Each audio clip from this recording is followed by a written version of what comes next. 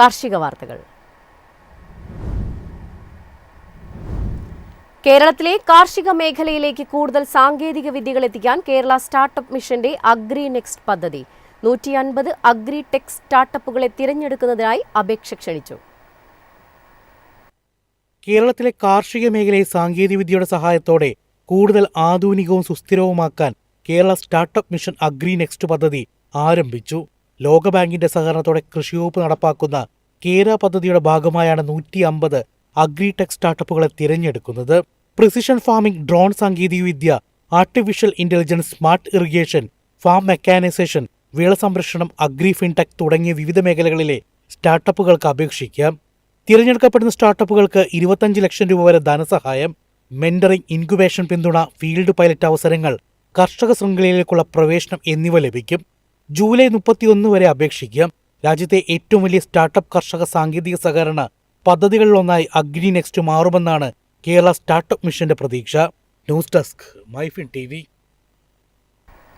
മീൻ മാലിന്യത്തിന് ഇനി കോടികളുടെ മൂല്യം. സൗന്ദര്യവർദ്ധക ഉൽപ്പന്നങ്ങൾക്കും ഔഷധങ്ങൾക്കും ഉപയോഗിക്കാവുന്ന ഫിഷ് കൊളാജൻ നിർമ്മിക്കുന്ന സാങ്കേതിക വിദ്യ വികസിപ്പിച്ച് സ്വിഫ്റ്റ്. മത്സ്യം വെട്ടിയ ശേഷം സാധാരണയായി മാലിന്യമായി തള്ളുന്ന ചിറക്, ചെതുമ്പൽ, തല തുടങ്ങിയ ഉപോൽപ്പന്നങ്ങൾക്ക് ഇനി വലിയ സാമ്പത്തിക മൂല്യം ലഭിക്കും. കൊച്ചിയിലെ Central Institute of Fisheries Technology വികസിപ്പിച്ച പുതിയ സാങ്കേതികവിദ്യ ഉപയോഗിച്ച് ഇവയെ partially hydrolysed fish collagen concentrated ആക്കി മാറ്റാനാകും. സ്വിഫ്റ്റിലെ ശാസ്ത്രജ്ഞരായ doctor K Elavarasan, doctor A Jayakumari, doctor V Reshma എന്നിവരാണ് ഈ സാങ്കേതികവിദ്യ വികസിപ്പിച്ചത്.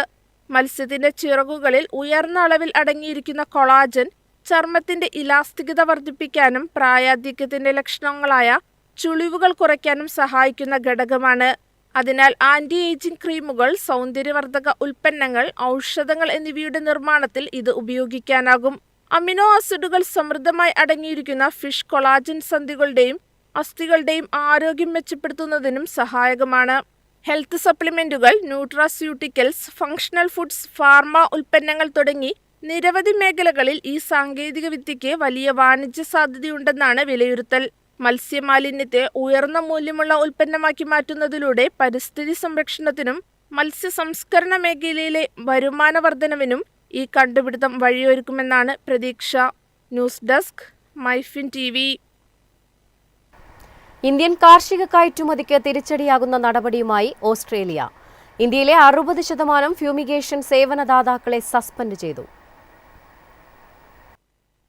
ഓസ്ട്രേലിയയിലേക്കുള്ള ഇന്ത്യൻ കാർഷിക ഉൽപ്പന്നങ്ങളുടെ കയറ്റുമതിയിൽ തിരിച്ചടിയുണ്ടാക്കുന്ന നടപടിയുമായി ഓസ്ട്രേലിയൻ ബയോസെക്യൂരിറ്റി അധികൃതർ. ഇന്ത്യയിലെ അംഗീകൃത ഫ്യൂമിഗേഷൻ സേവനദാതാക്കളിൽ ഏകദേശം 60% പേരെ സസ്പെൻഡ് ചെയ്തു. നിർബന്ധമായ ഫ്യൂമിഗേഷൻ മാനദണ്ഡങ്ങൾ പാലിക്കുന്നതിൽ ഗുരുതര വീഴ്ചകൾ കണ്ടെത്തിയതിനെ തുടർന്നാണ് നടപടി. സസ്പെൻഷൻ കാരണം ഈ സ്ഥാപനങ്ങൾ നൽകുന്ന ഫ്യൂമിഗേഷൻ സർട്ടിഫിക്കറ്റുകൾ ഓസ്ട്രേലിയ അംഗീകരിക്കില്ല. ഇതോടെ ഇന്ത്യയിൽ നിന്ന് ഓസ്ട്രേലിയയിലേക്ക് കയറ്റുമതി ചെയ്യുന്ന കാർഷിക ഉൽപ്പന്നങ്ങൾക്കും മറ്റ് ചരക്കുകൾക്കും അധിക പരിശോധനയും കാലതാമസവും നേരിടാൻ സാധ്യതയുണ്ട്. കയറ്റുമതിക്കാർക്ക് ഇത് ചെലവും വ്യാപാര പ്രതിസന്ധിയും വർദ്ധിപ്പിക്കുമെന്ന ആശങ്കയാണ് ഉയരുന്നത്. News desk, MyFin TV. എളുപ്പത്തിൽ സമ്പാദ്യം വളർത്താം. ഇന്ന് തന്നെ മൈഫിൻ TV ആപ്പ് ഡൗൺലോഡ് ചെയ്യൂ.